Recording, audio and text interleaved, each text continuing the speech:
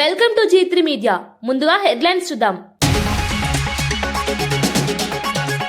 సచివాలయం వద్ద బారికేడ్ల ఏర్పాటుపై సీఎం ఆగ్రహం. ఇది కమర్షియల్ కాంప్లెక్స్ అని ప్రశ్నించిన చంద్రబాబు.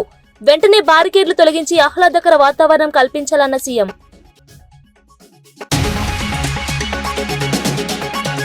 పవన్ కళ్యాణ్ వ్యాఖ్యలపై కవిత ఫైర్. తెలంగాణ నాయకుల దిష్టి కళ్లతో కోనసీమ పాడైందని ఆయన అంటున్నారు.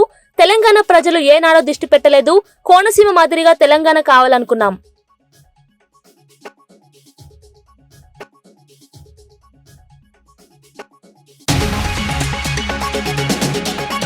రాహుల్ ను ప్రశ్నించే హక్కు కేటీఆర్ కు లేనే లేదన్న జగ్గారెడ్డి. రాహుల్ వాదన ప్రజల హితమేనని జగ్గారెడ్డి వాదన. రాజకీయ విమర్శలు బాధ్యతగా ఉండాలి అన్న హెచ్చరిక.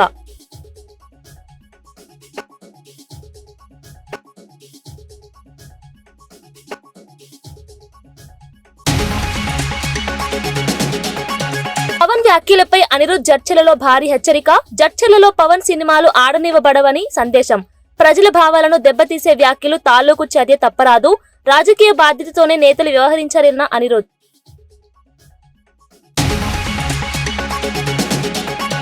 స్థానిక ఎన్నికల్లో టీడీపీ హింసకు అవినాష్ రెడ్డి హెచ్చరిక. పోలీసుల దుర్వినియోగాన్ని అడ్డుకోవాలని పార్టీ క్యాడర్ పిలుపు. ప్రజాస్వామ్య రీతిలోనే ఎన్నికలు జరగాలి అన్న సందేశం. ఐక్యతతో టీడీపీ ప్రయత్నాలను తిప్పికొట్టమని ఆదేశం. అమరావతి సచివాలయంలోని ఆర్టీజీఎస్ కేంద్రంలో ముఖ్యమంత్రి చంద్రబాబు పౌర సేవలపై కీలక సమీక్ష నిర్వహించారు. ప్రభుత్వ శాఖలు ప్రజలకు అందిస్తున్న సేవలపై పాజిటివ్ పబ్లిక్ పర్సెప్షన్ ఎలా పెంచారో అధికారులు వివరించారు. సేవల నాణ్యత, వేగం, పారదర్శకత వంటి అంశాలను సమగ్రంగా విశ్లేషించి విభాగాల పనితీరును సీఎం పరిశీలించారు. ప్రతి పౌరుడు ప్రభుత్వ సేవలను సులభంగా పొందాలన్న లక్ష్యంతో డిజిటల్ గవర్నెన్స్ ను మరింత బలోపేతం చేయాలని సూచించారు. ఆర్టీజీఎస్ ద్వారా అందించే మానిటరింగ్ విధానాన్ని మరింత సమర్థవంతంగా మార్చాలని ఆదేశించారు. ప్రజా అవసరాలను అర్థం చేసుకుని సేవా డెలివరీ వ్యవస్థను ఆధునీకరించేందుకు ప్రయత్నాలు ఆగకూడదని సీఎం అన్నారు. సకాలంలో సేవలు అందకపోతే సంబంధిత అధికారులపై చర్యలు తప్పవని స్పష్టం చేశారు. ప్రజల జీవితం మెరుగుపడేలా సేవల నాణ్యత పెంచడమే ప్రభుత్వ ప్రధాన బాధ్యత అని సీఎం చంద్రబాబు వ్యాఖ్యానించారు. మాజీ మంత్రి ఎమ్మెల్యే సబితా ఇంద్రారెడ్డి దివ్యాంగుల దినోత్సవాన్ని అధికారికంగా జరపకపోవడం కాంగ్రెస్ ప్రభుత్వ నిర్లక్ష్యానికి నిదర్శనమని మండిపడ్డారు. ముఖ్యమంత్రికే సోయి లేకపోవడంతో పాటు మంత్రులు, అధికారులు కూడా పట్టించుకోకపోవడం బాధాకరమని ఆమె అన్నారు.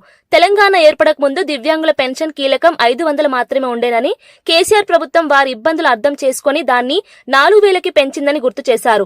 అయితే ప్రస్తుత కాంగ్రెస్ ప్రభుత్వం ఎన్నికలకు ముందు పెన్షన్ను 6000 చేస్తామని హామీ ఇచ్చి అధికారంలోకి వచ్చిన తర్వాత ఏ చర్య తీసుకోకపోవడం దివ్యాంగులపై అన్యాయమని ఆమె వ్యాఖ్యానించారు. రాష్ట్రంలో దివ్యాంగుల సంక్షేమం పూర్తిగా నిర్లక్ష్యానికి గురవుతోందని, హామీలను నిలబెట్టుకోవడం ప్రభుత్వ నైతిక బాధ్యత అని సబిత పేర్కొన్నారు. ప్రజలకు సంక్షేమం చూపాలంటే మాటలు కాకుండా కార్యక్రమాలు అమలు చేయాలని ఆమె ప్రభుత్వంను కోరారు. అన్ని కూడా ఇచ్చున్నారు, మంచి వెహికల్స్ తీసుకొచ్చి దాంట్లో ఆ రోజు మీ అందరు సంతోషం చూస్తూ ఉంటే, ఆ వెహికల్ తీసుకొని చూస్తూ ఉంటే చాలా సంతోషం అనిపించింది. ఎల్బీ స్టేడియంలో పెద్ద ఎత్తున పెట్టున్నారు. అట్లా అక్కున చేర్చుకున్నారు. ఆ రోజు కేసీఆర్ గారి డైరెక్షన్తో అక్కున చేర్చుకున్న సందర్భం. గతంలో తెలంగాణ రాకముందు మనకి ఎంత 500 వచ్చేది. మీకు 500 వచ్చిందని కేసీఆర్ గారు రాగానే పెంచున్నారు. 1500 చేస్తున్నారు. 1500 నుండి మళ్ళీ 3000 చేస్తున్నారు. 3000 నుండి వాళ్ళకి ఏం సరిపోతాయని 4000 కూడా చేస్తున్నారు. కానీ ప్రభుత్వంలో ఉన్న పెద్దలు ఏం చెప్పారు? 4000 ఏం సరిపోతాయి, మేము వస్తే 6000 అన్నారు. ఇవన్నీ కూడా 100 రోజులలోనే చేస్తామన్నారు. మేము ఇచ్చిన మాట ప్రకారం అన్ని 100 రోజులలోనే చేస్తామన్నారు. మరి 100 రోజులు ఇంకా అయినాయో లేదో వాళ్ళకి అర్థమైతలేదు. వరంగల్లో అక్టోబర్లో వచ్చిన మొంతా తుఫాన్ కారణంగా జరిగిన భారీ నష్టాన్ని లోక్సభలో 0 అవర్లో ప్రస్తావించిన ఎంపీ కడియం కావ్య తక్షణ సహాయం అందించాలని కేంద్రాన్ని కోరారు. రోడ్లు, డ్రైనేజ్, మౌలిక వసతులు తీవ్రంగా దెబ్బతిన్నాయని, పునరుద్ధరణకు కనీసం 100 కోట్లు అవసరమని స్పష్టం చేశారు. అమృత్ 2.0 కింద ప్రత్యేక నిధులు మార్చి 2026 నాటికి విడుదల చేయాలని డిమాండ్ చేశారు. జీడబ్ల్యూఎంసీ పరిధిలో ఉన్న మౌలిక వసతులపై ఉన్నత స్థాయి ఆడిట్ ఆదేశించారని కోరారు. వరదల వల్ల ప్రజలు ఎదుర్కొన్న ఇబ్బందులు, ప్రభుత్వం చేపట్టాల్సిన చర్యలను లోక్సభ దృష్టికి తీసుకువచ్చారు. ప్రకృతి వైపరీత్యాల్లో కేంద్రం సహకారం కీలకమని, బాధితులకు తక్షణ ఉపశమనం అవసరమని ఆమె స్పష్టం చేశారు. వరంగల్ అభివృద్ధికి అవసరమైన సహాయం త్వరగా అందాలని కడియం కావ్య విజ్ఞప్తి చేశారు. Nearly 1200 residents were evacuated to 12 relief camps. Incomplete drainage works under Amrut and Smart Cities mission. Only 66% of 1,800 crores completed. Exposed systemic failure in planning and maintenance.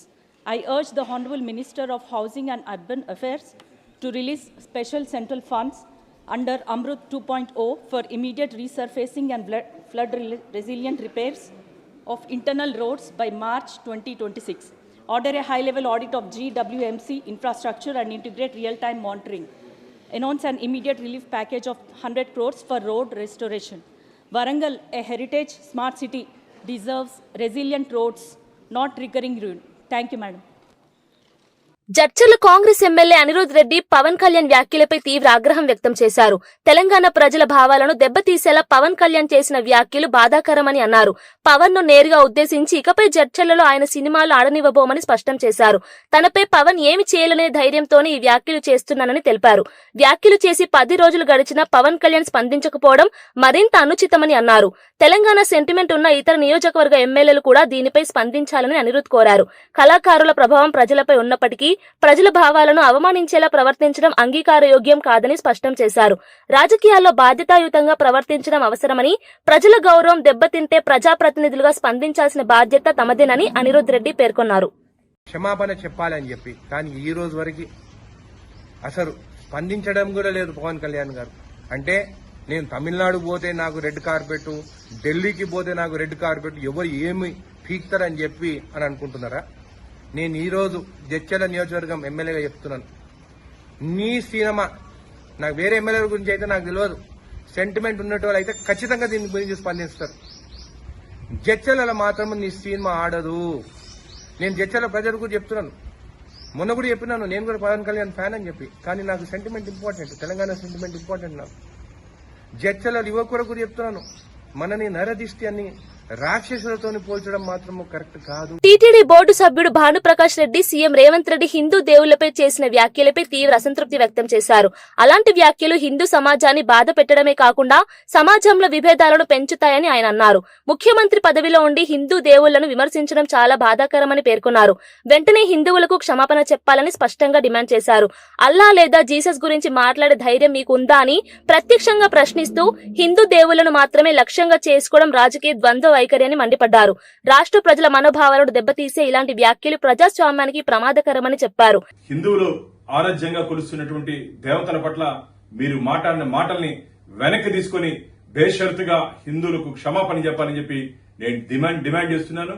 ఈ రోజు హిందువులు రాయిని, రప్పని, పుట్టని, చెట్టుని, గుట్టని పూజ చేస్తారు. అది మా సాంప్రదాయం, మన సాంప్రదాయం.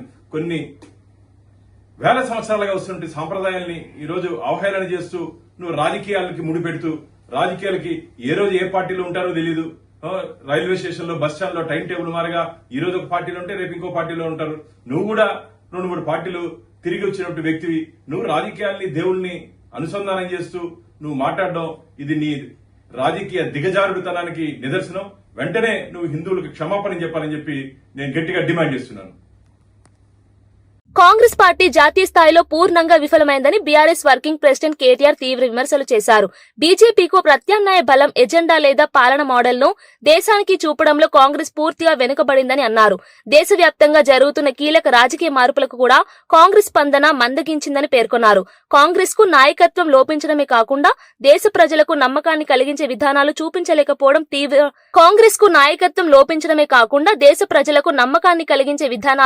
చూపించలేకపోవడం తీవ్ర దురదృష్టకరమని అన్నారు. బీఆర్ఎస్ మాత్రం తెలంగాణ అభివృద్ధి మోడల్ను దేశానికి చూపగల సామర్థ్యం ఉందని కేటీఆర్ తెలిపారు. విభాగాల వారీగా, రంగాల వారీగా ఎన్నికలను ఎదుర్కోవడానికి సిద్ధంగా ఉన్నామని చెప్పారు. దేశానికి ప్రస్తుత పరిస్థితుల్లో బలమైన ప్రత్యామ్నాయం అవసరముందని, కాంగ్రెస్ ఆ పాత్రను పోషించలేకపోయిందని కేటీఆర్ వ్యాఖ్యానించారు. ప్రజలు ఆశిస్తున్న మార్పు కోసం కొత్త శక్తులు ముందుకు రావాల్సిన సమయం ఇదేనని స్పష్టం చేశారు. Serious scrutiny. BJP is able to, win election after election because the biggest asset of Prime Minister Modi, if you ask me, is Mr. Rahul Gandhi himself. That is the reality. You can see. So the point is, unless Congress wakes up from its deep slumber, modernizes, organizes itself, and presents itself in a form that people are able to appreciate, not much is going to change. Yes, there will be regional forces like Mr. Stalin here or the AIADMK who are able to hold off Congress and BJP in their state in Tamil Nadu, and I really salute the people of Tamil Nadu for basically challenging the central overreach, if you ask me, from both central parties. Be it West Bengal, where Didi has shown that, she's able to hold off BJP. Even in Telangana, We were able to hold off BJP and Congress for 10 years and we lost by a whisker in the last election. So it is the strong regional parties that have been able to hold off, including Kejriwal, who's won 3 terms on the trot. The biggest letdown for this country right now since 1996 or post that has been the Congress party, without a question. Because they're the ones who've not been able to build a coalition. They're the ones who don't seem to get off their high horse, cannot seem to understand that their days... See, look at Bihar. What went wrong? See, in Bihar, Congress is a fringe party. In Tamil Nadu, they're a fringe player. But they do not want to accept the fact. I'm sure we'll talk about how they troubled DMK in April 2026. Because the Congress always wants to bite more than what it can chew. And then eventually it helps the opposition. That's how it works all the time. Having said that, now... CM Revanth Reddy Hindu దేవుళ్లపై చేసిన వ్యాఖ్యలపై BJP తీవ్ర ఆగ్రహం వ్యక్తం చేసింది. ఈ వ్యాఖ్యలు హిందూ సమాజాన్ని కించపరిచే విధంగా ఉన్నాయని పార్టీలోని ముఖ్య నేతలు విమర్శించారు. దీన్ని వ్యతిరేకిస్తూ రాష్ట్రం వ్యాప్తంగా ప్రతి నియోజకవర్గంలో భారీ నిరసన కార్యక్రమాలు నిర్వహించాలని బీజేపీ రాష్ట్ర నాయకత్వం ఆదేశాలు జారీ చేసింది. హైదరాబాద్ లో యువ మోర్చా మరియు మహిళా మోర్చా ఆధ్వర్యంలో పెద్ద ఎత్తున ఆందోళన జరుగుతున్నాయి. ప్రజల భక్తి భావాలను దెబ్బతీసేలా ముఖ్యమంత్రి ప్రవర్తించడం అంగీకారయోగ్యం కాదని బీజేపీ స్పష్టం చేసింది.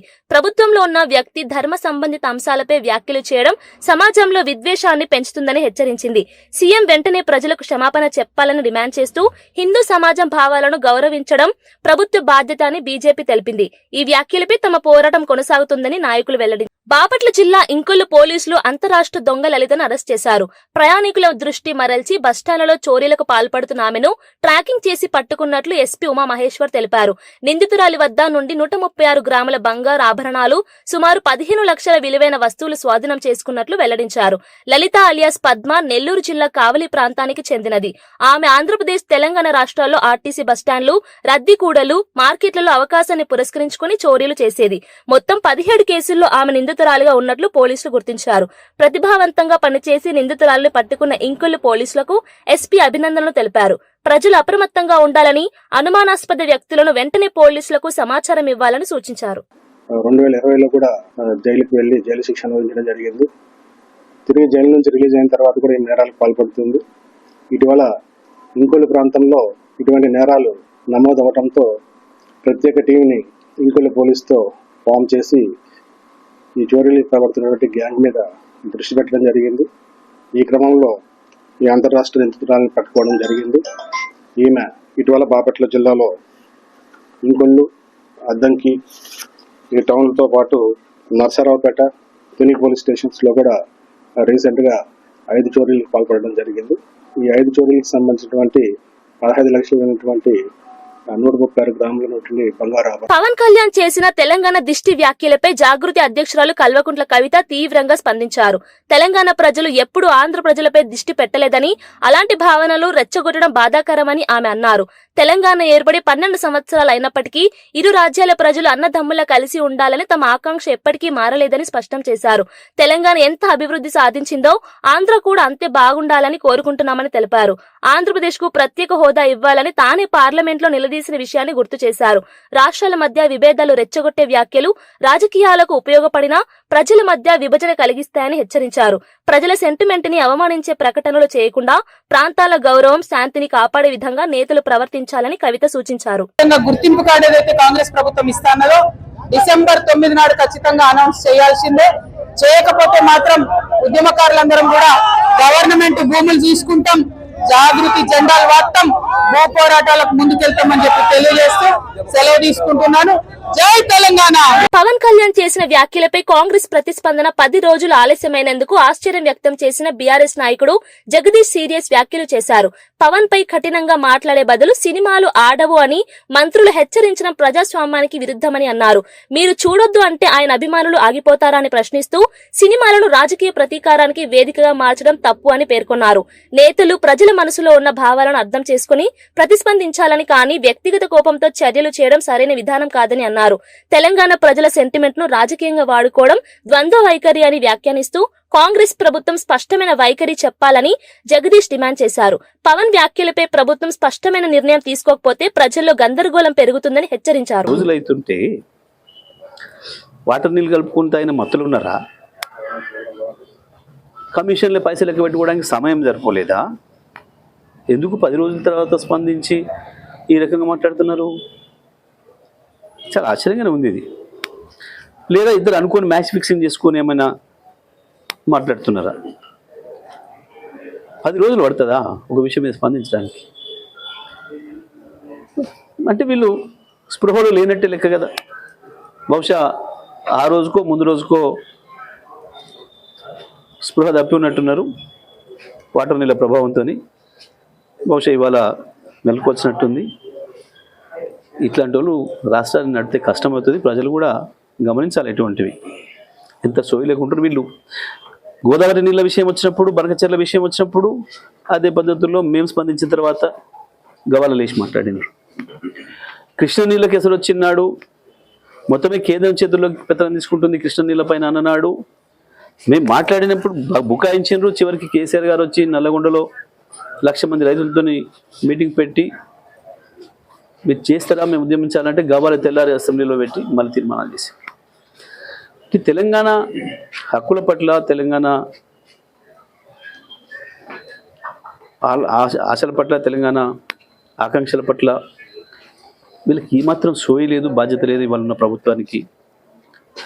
కేవలం కమిషన్ల దందా కొరకు, ప్రభుత్వాన్ని ప్లాట్ల దందా కొరకు వాడుతున్నారు. ఉన్న భూముల్ని మందికి అప్పనంగా అప్పచెప్పి వాళ్ళ బొక్కసాలు నింపుకోవడానికి వాడుకుంటున్నారు ప్రధానం తప్ప అసలు ఏమాత్రం సోయి లేదు, జ్ఞానం లేదు. ఇవాళ ఏందో సినిమాలు ఆపుతాం, సినిమాలు నడవు, ఏం నడవు, నీ బొంద నడవు. సినిమాలు ఆయన అభిమానులు ఆయన కుంటారు, నువ్వు వద్దంటే ఆగలు చూస్తారు. అది కాదు నువ్వు మాట్లాడాల్సిన మాట. మనం మాట్లాడేది కూడా ప్రజాస్వామికంగానే ఉండాలి. మనం మాట్లాడేది కూడా ప్రజలు నచ్చినట్టు ఉండాలి. కేవలం సెన్సేషన్ కొరకు, కొద్దిమంది వినోదాన్ని కలిగించడం కొరకు, ఛానళ్ళలో కాసేపు టైంపాస్ చేయడం కొరకు మాట్లాడే ఈ బాధ్యత లేని మంత్రులు ఉంటే ఇట్లనే ఉంటుంది ప్రాంతం పరిస్థితి.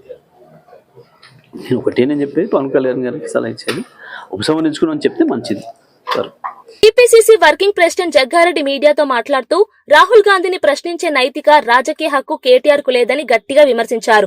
దేశవ్యాప్తంగా ప్రజాస్వామ్యం, రాజ్యాంగ విలువలను కాపాడేందుకు రాహుల్ గాంధీ చేస్తున్న పోరాటం ఎవరికీ అందనిదని చెప్పారు. కేటీఆర్ సొంత రాజకీయ ప్రయోజనాల కోసం మాత్రమే వ్యాఖ్యలు చేస్తారని, దేశానికి ప్రత్యామ్నాయ నాయకత్వం గురించి మాట్లాడే అర్హత ఆయనకు లేదని అన్నారు.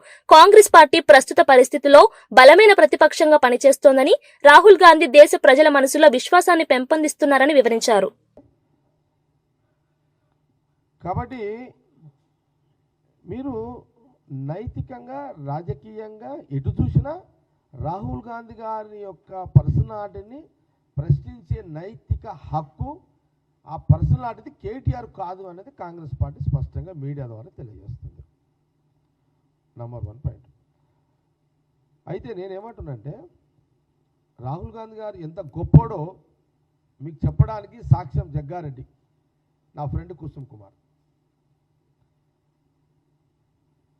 మళ్ళీ చెప్తున్నా, రాహుల్ గాంధీ ఎంత గొప్పోడో ఒక సాక్ష్యం, రాష్ట్ర విభజన కంటే ఒక సాక్ష్యాన్ని నేను రాహుల్ గాంధీ గారు, అప్పుడు నాకు రాహుల్ గాంధీ గారికి నేను ఎవరో తెలియదు, జగ్గారెడ్డి అంటే ఎవరో రాహుల్ గాంధీ గారు తెలియదు. నేను సాధారణమైన ఒక కాంగ్రెస్ పార్టీలో ఒక ఎమ్మెల్యేని, కాంగ్రెస్ పార్టీ ఎమ్మెల్యేని, నేను ఎవరో రాహుల్ గాంధీ తెలియదు. అప్పుడు ఇంతమంది ఎమ్మెల్యేలు నేను ఒక ఎమ్మెల్యేని ఎట్లా గుర్తుపడతాడు?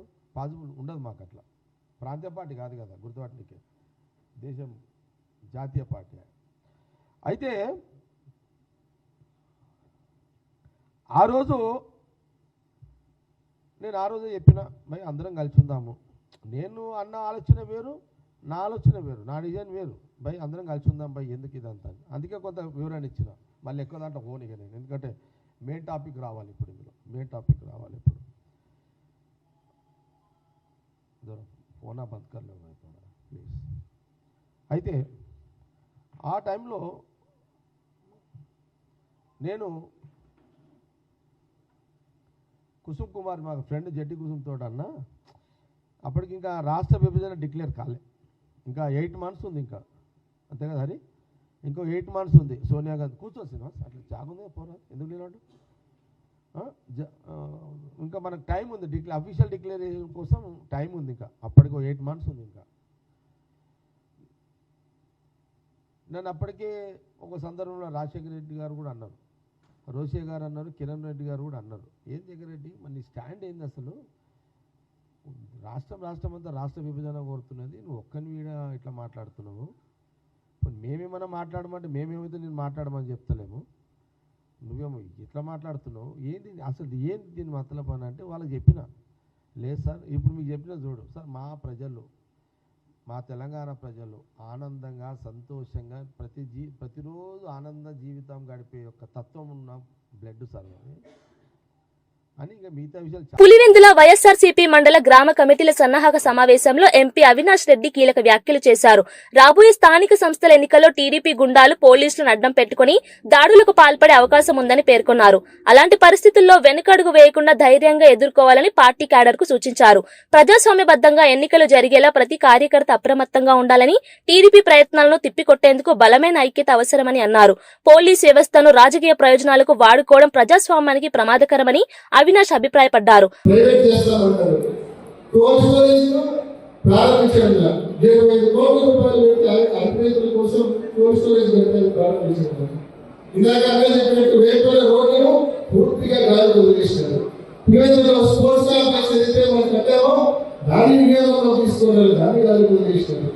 మనం చేపట్టిన అన్ని మంచి కార్యక్రమాలు కూడా కనీసం మెయింటైన్ చేయలేని పరిస్థితిలో ఉంది ప్రభుత్వం. వాటర్ పనులు చిన్న కొద్దిపాటి పనులు చేసుకుని మున్సిపాలిటీ నీళ్ళు ఇవ్వచ్చు, ఇప్పుడంతా నీళ్ళు అంటే మనం చేసిన పనులను పూర్తిగా ఈ ప్రభుత్వం ఎక్కడ వేసిన పనులు అక్కడేట్టుగా పూర్తిగా గాలిపోయింది. సో ప్రజల దగ్గరికి వెళ్ళి నేను ఈ చేశామని చెప్పి గట్టిగా ఓటడిగే పరిస్థితి ఈ ప్రభుత్వానికి కానీ తెలుగుదేశం పార్టీ నాయకులు కానీ లేదు. కాబట్టి ప్రజల దగ్గరికి వెళ్ళి ఓటడిగే పరిస్థితి లేదు. కాబట్టి దేని నమ్ముకున్నాడు? క్రైమ్ నమ్ముకున్నాడు, కేవలం క్రైమ్ నమ్ముకున్నాడు. ఆగస్టు మాసంలో ఇక్కడ మన రేపు రామన్న హేమాద్రి మన ఎమ్మెల్సీ రమేష్ మీరు పోతున్న వారం మీద ఏ రకంగా పెట్రోల్ పోసి రాళ్లతో దాడి చేసినారు, ఏ రకంగా వాళ్ళు గాయపరిచినారు మనందరికీ తెలుసు. ఆ తర్వాత దానికంటే 2 రోజుల ముందు మనం సైదాపురం సురేష్ మన అమరేష్ వాళ్ళతో పాటు వాళ్ళ మీద ఏ రకంగా తెలుగుదేశం పార్టీ డెకాయిట్ ఆరోగ్యం ఏ రకంగా వచ్చి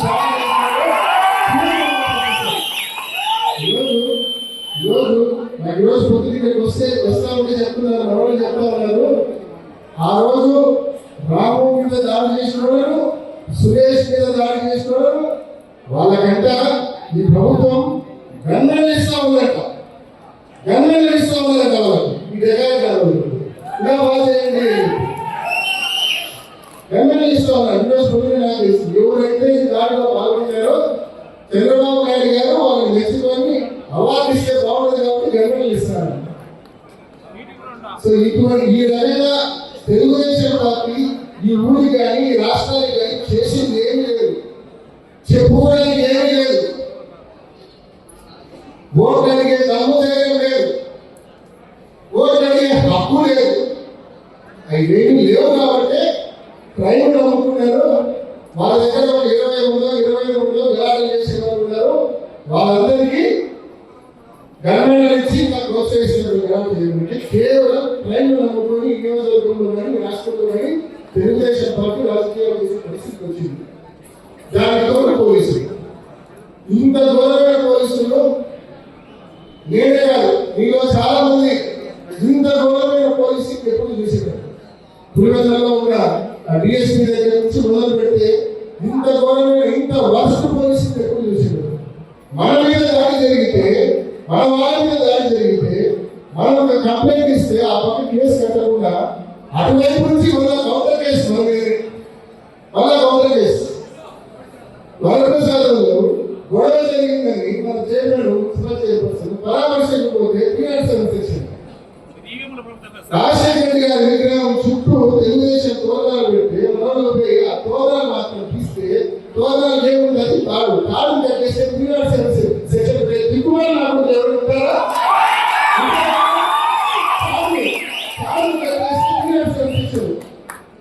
తోరణాలు తాడు కట్ చేస్తే సెషన్ పెట్టారు. దానికి మళ్ళా ఎవరు తగిలినామంట, అప్పులు చేసినామంట, రాడు చేసినామంట, దాని పదాలు కడతారు. ఇంత ఘోరంగా పరిస్థితి ఉంది పులివెందుల నియోజకవర్గంలో ఈ రాష్ట్రంలో. అని ఒకటే చెప్తా ఉన్నాం, రాబోయే స్థానిక సంస్థల ఎన్నికల్లో కూడా ఈ రూలింగ్ పార్టీ ధైర్యం వల్ల ఈ పోలీసులు, ఈ రూలింగ్ పార్టీ ధైర్యం వల్ల క్రైమ్ చేసినా కూడా వెనక నుండి కాపాడడానికి పోలీసులు ఉన్నారు, దొంగ కేసులు పెట్టడానికి పోలీసులు ఉన్నారు. నా ధీమాతో ధైర్యంతో సొయ్యబెట్టి మాట్లాడుతూ ఉన్నారు. వాళ్ళందరినీ కూడా ఎన్నుకున్న ఎలక్షన్ రోజు ఖచ్చితంగా ఢీకొడదాం.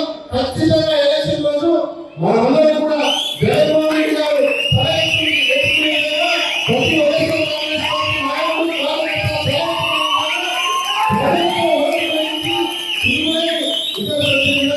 ప్రతి ఒక్కరు కూడా రాబోయే ఎన్నికలను మరి ప్రతిష్టాత్మకంగా మనందరం కూడా తీసుకున్నామనే విషయాన్ని కూడా మీ అందరికీ మనం చేస్తాము.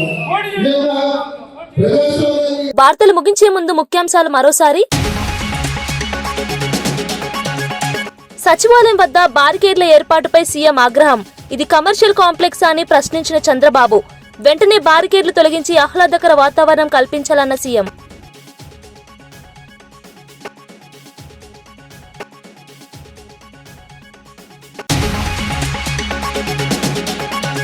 పవన్ కళ్యాణ్ వ్యాఖ్యలపై కవిత ఫైర్. తెలంగాణ నాయకుల దిష్టి కళ్లతో కోనసీమ పాడైందని ఆయన అంటున్నారు. తెలంగాణ ప్రజలు ఏనాడో దిష్టి పెట్టలేదు, కోనసీమ మాదిరిగా తెలంగాణ కావాలనుకున్నాం.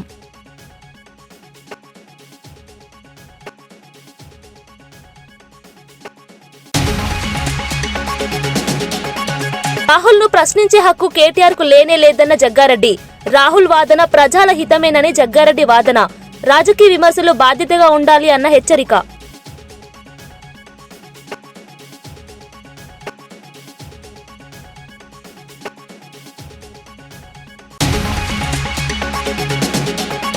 పవన్ వ్యాఖ్యలపై అనిరుద్ జడ్చలలో భారీ హెచ్చరిక. జడ్చలలో పవన్ సినిమాలు ఆడనివ్వబడవని సందేశం.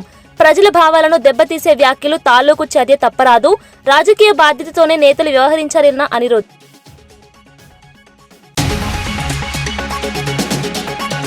స్థానిక ఎన్నికల్లో టీడీపీ హింసకు అవినాష్ రెడ్డి హెచ్చరిక. పోలీసుల దుర్వినియోగాన్ని అడ్డుకోవాలని పార్టీ క్యాడర్ పిలుపు. ప్రజాస్వామ్య రీతిలోనే ఎన్నికలు జరగాలి అన్న సందేశం. ఐక్యతతో టీడీపీ ప్రయత్నాలను తిప్పికొట్టమని ఆదేశం. ఇవి ఈనాటి వార్తా విశేషాలు.